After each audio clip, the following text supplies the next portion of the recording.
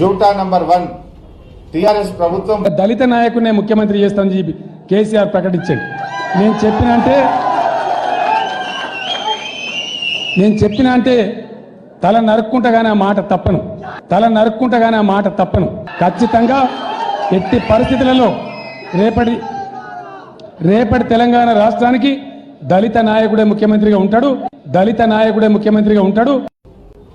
జూటా number 2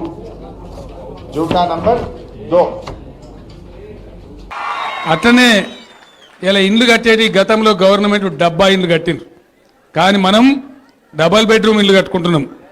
మీ అందరికి కూడా 5,04,000 రూపాయల ఖర్చుతోని మీరు దర్జాగా ఉండేటట్టు డబల్ బెడ్రూమ్ ఇండ్లు కూడా మీరందరూ ఒప్పుకుంటే వెంటనే మీకు ఎక్కడైతే జాగాలు దొరుకుతాయో అక్కడనే మొత్తం బ్రహ్మాండమైన కాలనీ 3 తండాలకు కలిపి డబల్ బెడ్రూమ్ ఇళ్ళని కూడా కట్టిస్తా అని చెప్పి మనవి చేస్తా ఉన్నా.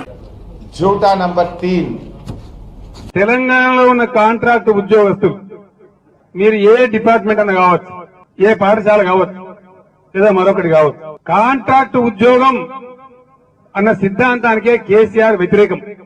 నాకు అది పడది. కాంట్రాక్ట్ ఎంప్లాయ్మెంట్ అంటేనే శ్రమ దోపిడీ విధానం.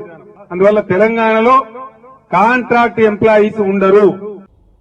జూటా నంబర్ 7 నాకున్న పెద్ద కళ కేజీ టు పీజీ విద్య, కులం మతం లేకుండా అందరు ఒకటే పాఠశాలలో ఒకటే యూనిఫామ్ వేసుకొని బ్రహ్మాండంగా ఒకటే భోజనం ఒకటే సిలబస్ లో చదువుకోవాలనే ఆకాంక్ష నాకు. జూటా నంబర్ 5 మహిళా సంఘాలు ఉన్నాయి, వాళ్ళు చేసేటువంటి మహిళా సంఘాల లోన్స్ ఏవైతున్నాయో వడ్డీ లేని రుణాలు అవి ఇప్పుడు 5 లక్షలే పరిమితి ఉంది.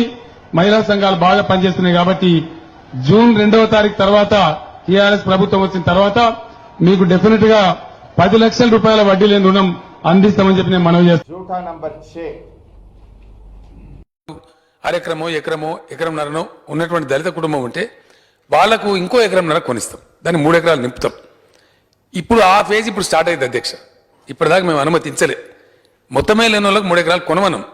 ఇప్పుడు ఎకరం ఉన్న వాళ్ళకి 2 ఎకరాలు కొనమంటాం, 2 ఉన్న వాళ్ళకి 3 చేయమంటాం, 2.5 ఉన్న వాళ్ళకి కూడా ఇంకో అరెకరం కూడా 3 చేయమంటాం. వాటిని కూడా ఇప్పుడు టేకప్ చేస్తాం. ఇప్పుడు కొద్దిగా లార్జ్ స్కేల్లో వచ్చే ఆస్కారం ఉంటుంది. దీన్ని మొత్తం అంతా కూడా ఫైనల్ ఐడియా ఏంటంటే గతంలో ప్రభుత్వాలు ఇచ్చినటువంటి అసైన్డ్ భూములు కానీ, లేదా ఇతరత్రా కొనిచ్చినటువంటి ల్యాండ్ పర్చేస్ స్కీమ్ కింద ఇచ్చిన భూములు కానీ, లేదా ఇప్పుడు ఈ ప్రస్తుత ప్రభుత్వం చేస్తున్న ఎఫర్ట్ కానీ వీలైనంత ఎక్కువ దళిత కుటుంబాలు పెట్టుబడితోని 3 ఎకరాల భూమి కలిగి ఉండాలనేది ప్రభుత్వం యొక్క సదాశయం తప్ప దీనిలో వేరే ఉద్దేశాలు లేవు. జూటా నంబర్ 7 డిసెంబర్ 11 తర్వాత గెలిచిన తర్వాత పేదవాడికి ఎక్కడ జాగా ఉంటే అక్కడే 5 లక్షల రూపాయలు ప్రభుత్వం ఇస్తుంది, అక్కడే ఇల్లు కట్టుకోవచ్చు. జూటా నంబర్ 8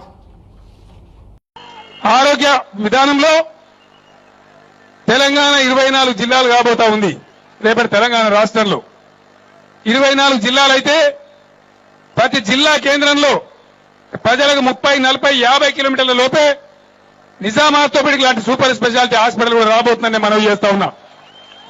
మండల కేంద్రంలో ప్రతి మండల కేంద్రంలో 4 వైద్యులు ఉండే విధంగా 30 పడకల ఆసుపత్రి ఉంటుంది. నియోజకవర్గ కేంద్రంలో 100 పడకల ఆసుపత్రి ఉంటుంది. ప్రతి జిల్లా కేంద్రంలో ఒక్క నల్గొండలో కాదు, నల్గొండ 2వ, 3వ జిల్లాలు అవుతుంది. ఖచ్చితంగా నల్లగొండ జిల్లాలని 2వ, 3వ నిమ్సులు రాబోతుందని మనవి చేస్తా ఉన్నా. ఈ రకంగా వైద్య విధానం ఉంటుంది. జూటా నంబర్ 9 తెలంగాణ రాష్ట్రంలో నేను కలవగంటున్నది ఏంటంటే రాబోయే రోజులలో దూర తీరాలలో ఉండే, గుట్టల వెంబడి ఉండే, అడవుల వెంబడి ఉండే గిరిజన బిడ్డలను కాపాడడానికి హెలికాప్టర్ అంబులెన్స్ పెట్టాలని కూడా ఆలోచన చేస్తా ఉన్నాం. ఆ రకంగా తెలంగాణ మనం రాబోయే రోజులలో అద్భుతంగా డెవలప్ చేసుకుందాం. జూటా నంబర్ 10 100% నిరుద్యోగులందరికీ కూడా ఈ భృతి అందిస్తాం.